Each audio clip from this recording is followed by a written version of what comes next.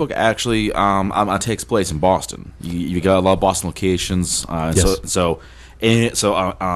Any of our listeners who read the book will probably recognize a lot of the scenes. Was that planned, or did it just kind of happen in the whole writing process? It wasn't planned. I think it was partly, a little bit of writing laziness. I wanted to pick a familiar. A location I was familiar with. Right, I grew up in L.A., so I could have chose L.A.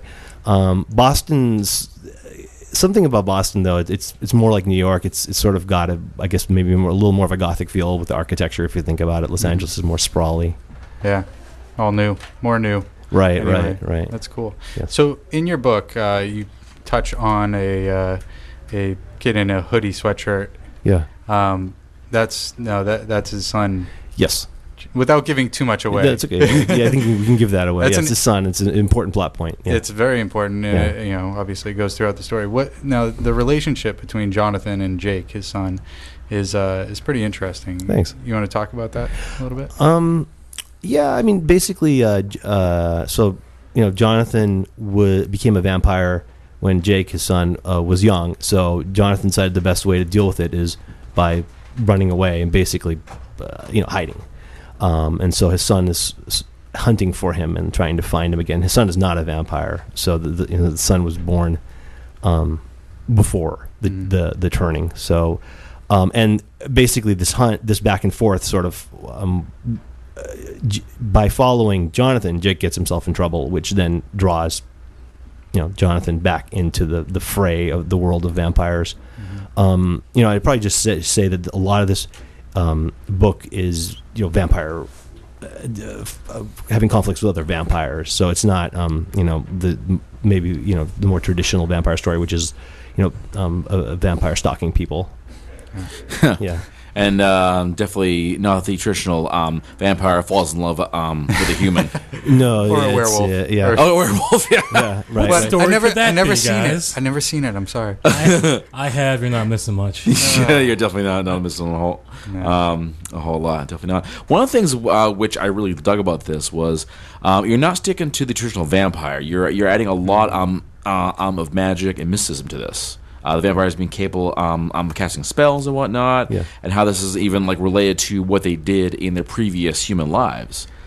Yeah, somebody said, in one of one of the little reviews of it that's online, it kind of reminds them of the X-Men. And I was like, well, X-Men is really like superheroes, but I was like, yeah, actually there is, because there's it's sort of like I guess I drew on a hodgepodge of different, powers. I wasn't trying to keep, it's interesting. Like when you write, I think when you read or write supernatural fiction, a lot of these things are all, there's a lot of dealing with rules. I think people love, as a reader, I love the rules of magic. You read a book and you're like one of my favorite series is I don't know if you guys have ever read the Dresden Files by Jim Butcher. It's about a wizard in Chicago. He's a wizard in a private eye, and he spends a lot of time talking about the rules of magic, and then when he breaks it, you're like, oh, you broke your rules of magic, And I think as readers and writers of fantasy, we love rules, and so do I. So I tried to sort of create my own rules, and a lot of the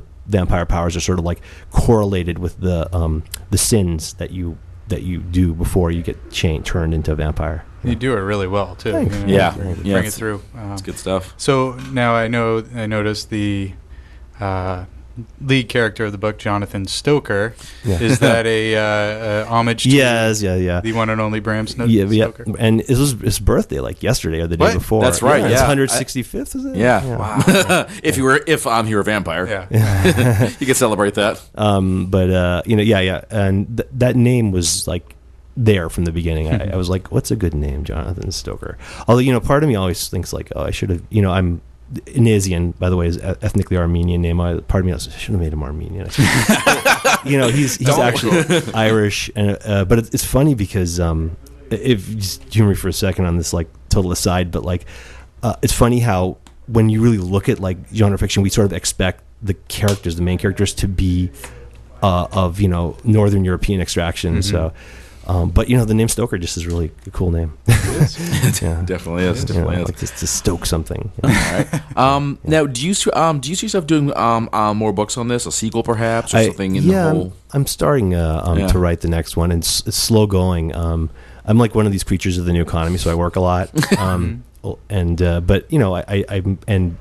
just like sort of getting the word out about BAMCon's taking a while. But I have started writing the next one. I'll probably do 3, I think. Oh, cool. Yeah. Cool. Sweet. But it'll take a little while, unfortunately. All right. Yeah. And where do folks go if they want to check out you, if they want to check out your work, and also how can you get this book? All right. So if they just want to check me out, I actually, luckily, my last name, besides being Armenian, is very obscure, so I actually own Anizian.com. So if you just put that in your browser address bar, it'll take you right to my blog, which has like all the info. And then in terms of buying it, it's available through Amazon. So Greyheart's a small publisher, so they don't have the pull to get it in bookstores, which, by the way, is incredibly complicated. There's like a lot of middlemen to get your books in a bookstore, unless you know somebody, which I don't. But in terms of like just finding it, you can get print editions or paperback editions from Amazon. I believe it's $11 right now. There's Kindle editions through Amazon. You can get the Nook edition through Barnes & Noble. And then if you have an iPad, Kobo Reader, which is big, I believe, in Europe and outside the U.S., Kobo Reader have their own store. And Smashwords just sort of sells like what's called an EPUB version that works for a lot of like general readers, like Sony e-reader or the new Google Reader. So a lot of ebook editions are out there. Yeah. And I have links to most of them on my blog. There you go. Excellent. Question: how do you feel about the difference between the paperback, kind of going the way of not necessarily dinosaur, but with all the Kindles and like new tablets out there? Yeah, that's a great question. I like paper books, but honestly, having moved a lot, they're sort of a pain. I like the idea of, I have a Kindle in my bag right here, and it's like I like the idea of like having 1,000 books inside a little tiny electronic thing.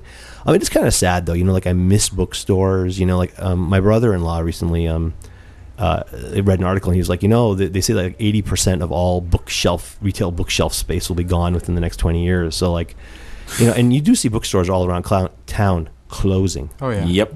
Yeah. Little mom and pops. And even the other big ones. Yeah. Borders went away, and like the Harvard, one place that had a really good bookstore was the Harvard Medical Coop, which is like Harvard Medical School, and it's gone. I just went in June. I was walking there. I worked near there, so I went there at lunch, and I was like, it's gone. It's just gone. The Harvard the medical students have to get their medical textbooks online now. Yeah. But anyway, back to so I do miss paperbacks.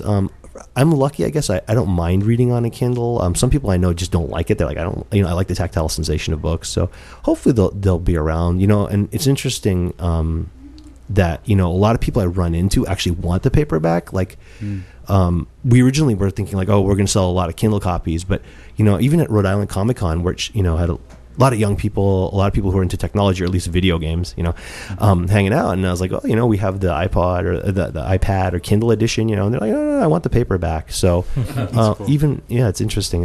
One thing I got to say about books is I do like the smell of them. Yeah. Yeah. I mean, like going back to the story about the 80s, 90s, I remember going to these little comic book stores and just the smell of, I don't know what it is, like the glue or whatever that holds them together. Get high with the fumes, man. But kid, it doesn't take much, So going to the Ramones song, all you want to do is sniff some glue. But you see, like just walking into the store and it would smell like a comic book store. Sometimes I miss that. I assume like other stores like that too. Oh yeah, there's a lot of used, mostly the used bookstores. I think. Yeah. Or even when you're cracking open a new album. Yeah, right. I was gonna say you guys are music guys. But like if you walk into a store that sells vinyl, does vinyl have a particular? Oh yeah, absolutely. Yeah. It's actually kind of similar. In a lot of ways. Yeah. It's probably like mold. Yeah, it probably is. I think that's interesting. You mentioned vinyl because I feel like maybe not so much paperback, but I think hardcover books are going to be kind of like vinyl records, and I think they kind of are a lot of ways. Right. Collectors and people who sort of prize them, Yeah, and English teachers. Actually, vinyl is for the last 3 years have outsold CDs. That's right. Really? Yeah, absolutely. Yeah, it's gone back. Yeah, it's raising every year. It's been like I think it went up 10% or 15% this year. Wait, vinyl is outselling CD? No. Yeah. You can't put a vinyl CD, people are doing- vinyl thing in your car. But You know? all, MP3s, man. yeah, all vinyls come with download cards in there where you could get the code and type Put it it in on your online. Yeah, Download all the I music. want to see that in print. I know, right? That's hard It to wrap sounds my crazy, brain but around. instead of people buying actual CDs, Uh-huh. they're downloading it. Right. That I believe. It's just the Yeah. I guess I just don't know too many people who buy There's buy a lot. records. Really? There's a lot. Oh, all right. I'm in the wrong. Not as place. many as there should be, Yeah. listeners. Support your local vinyl stores That's right. Yes. And bookstores too. and bookstores. Yeah, Yeah, that's right. There- Buy music by artists, ProThinCollective.com. Matt. They're vinyl sick, man. Or you could buy Armand's book. Yes. Yes, you could. Which is Inizian.com for all the info on that one. Yeah. And any future readings or book signings. I'm lucky. I have a friend in Los Angeles who has a small bar, not a small bar, like a medium-sized bar. It's called the York, Nice. and we're working on that. And then probably he's going. So he actually went to the Emerson with me down the street here, and then next summer I'll probably hit a few conventions. There's some small conventions around New England that I'm Cool. excited to see. That's All right. cool. Armand, thank you very much. Oh, And best thank of luck you. to you. Thank you. Thanks. Cheers. All right, folks. So.